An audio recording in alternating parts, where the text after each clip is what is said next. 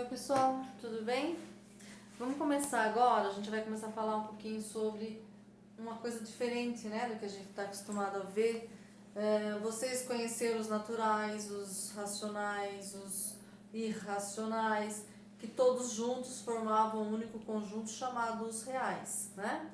Então, vocês aprenderam a fazer operações, tudo com os números reais, certo?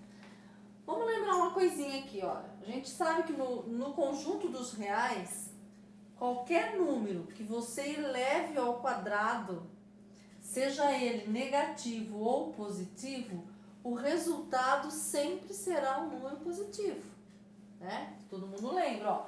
Menos 1 ao quadrado é 1, ou 1 ao quadrado é 1, se eu fizer 2 ao quadrado é 4, e o menos 2 ao quadrado também é 4. Aí vinha aquela pergunta, né? Como que eu faço para resolver esta equação de segundo grau? Lembra que lá no nono ano, quando a gente até revisou agora no primeiro bimestre, a equação de segundo grau, quando delta dava um valor negativo, vocês simplesmente escreviam que não tinha raízes reais, certo? E a resolução parava justamente aqui.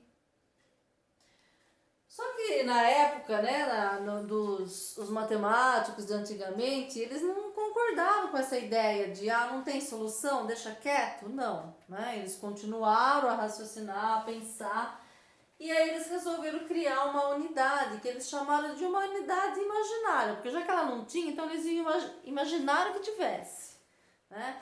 Então eles criaram essa unidade imaginária e determinaram um novo conjunto, que são o conjunto dos números complexos. O que é essa unidade imaginária? Ó, pensa comigo aqui, ó.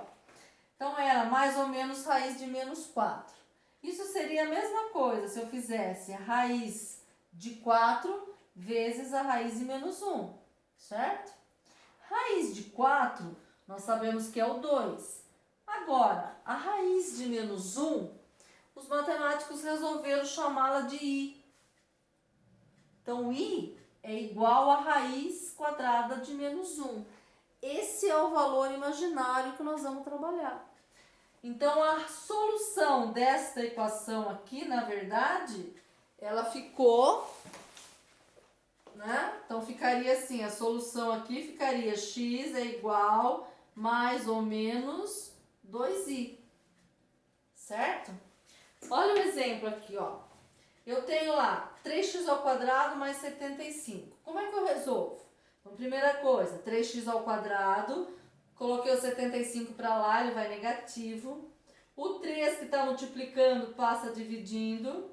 Então, eu tenho que x ao quadrado ficou igual a menos 25.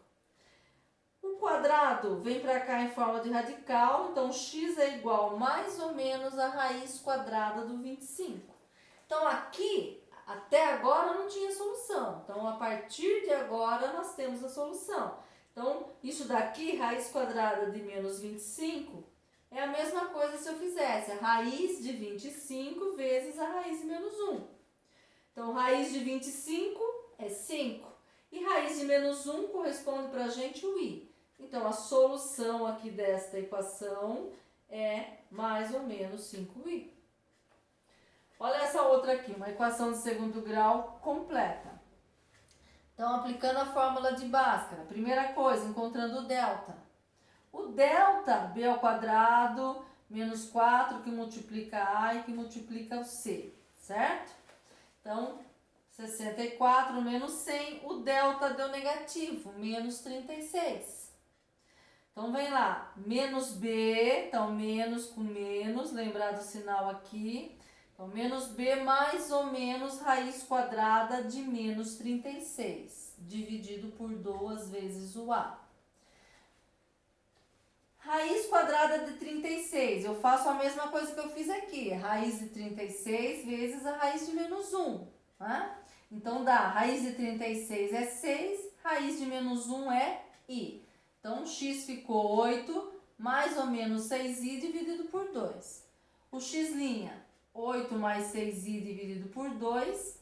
E o x duas linhas, 8 menos 6i dividido por 2. Aqui, eu tenho uma soma. Para que eu possa simplificar isso daqui, eu preciso ver se é possível dividir por um número comum os 3 ao mesmo tempo. Nesse caso então eu estou simplificando tudo por 2. O 8 por 2, o 6 por 2, o 2 por 2. Então ficou 8 por 2 deu 4, 6 por 2 deu 3, 2 por 2 dá 1, que eu não coloco. A mesma coisa aqui embaixo. Então, qual é a solução desta equação, que até então não tínhamos resposta?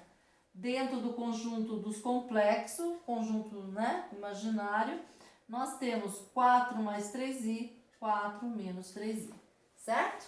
Daqui a pouco eu volto com vocês, continuando esse assunto. Será que agora eu gravei?